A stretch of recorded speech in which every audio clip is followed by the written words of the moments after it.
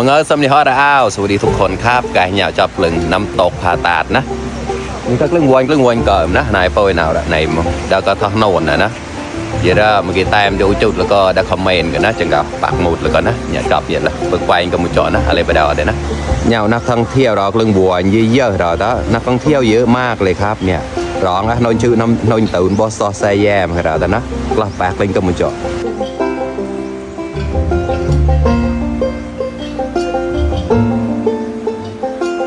ว่าเราต้องกอกมันก็ทำเอาได้ก็ทำเอาแล้วตอบก็ใหญ่ๆนะเหนียวมันน้อยทอดเราเรื่องกลางเต้นกลายมันก็เราเรื่องวัวนะเรื่องโตจะเอาเลยเกิดมันนะเหนียวร้องจะหลบๆนะบอสซอบมันก็ได้นะ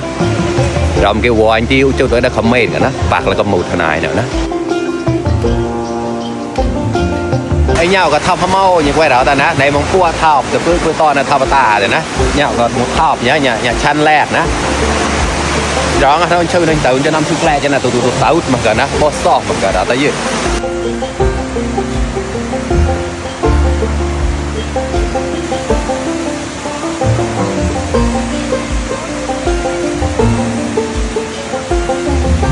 ไอ้เหนียวก็ไปจับลิงทับแบ่อย่างเราแต่เหนียวที่ตาได้เพิ่มเหรอ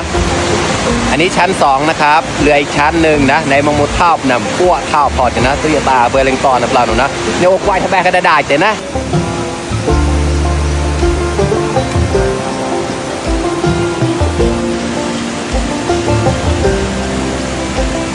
เนี่ยเราต้องจับลิงทับแบ่อย่างนะอันนี้ชั้น2ครับดูสิ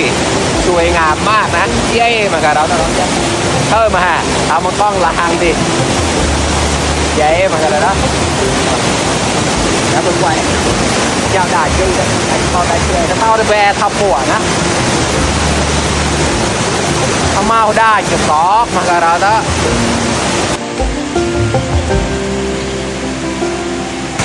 ร้องน้ำเชื่อน้ำตื่นน่าจะเราต้องข้อมากันนะร้องจะตื่นมานอนตื่นมากันนะบอสซอกอย่างเงี้ยควายที่แต่เลยนะในมาไหนรอเงยก็เลี้ยงมันกลิ่นปลันดีเลี้ยงแหลกมาตอบแล้วนะในมาเด้ก็ท่อโน่นนะเซมพอมที่ทองผาภูมินะ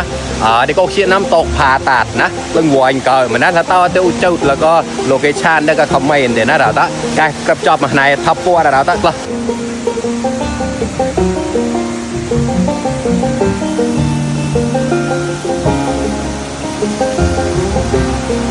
ทับปัวแย่เราแต่ต้องจะเจียมากเลยสวยมากครับเพื่อนๆเย้ทุกคนครับตอนนี้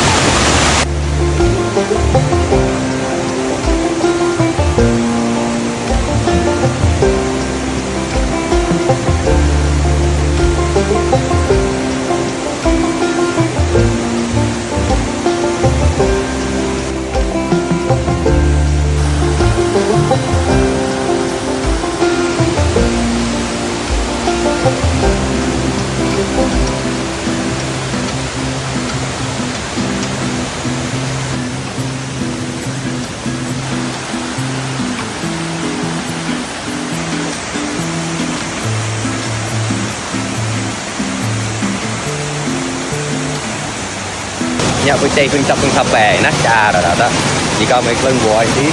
เคลื่อนวัวที่ก่อนนะ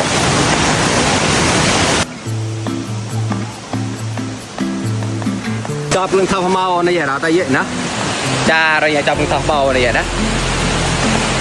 พ่อบอสซ้อมาก็ได้นะยี่มัวราเจ้าเรื่องวัวที่ก่อนนะแค่ป้อยกับเราในน่าจะเล็บมาไหม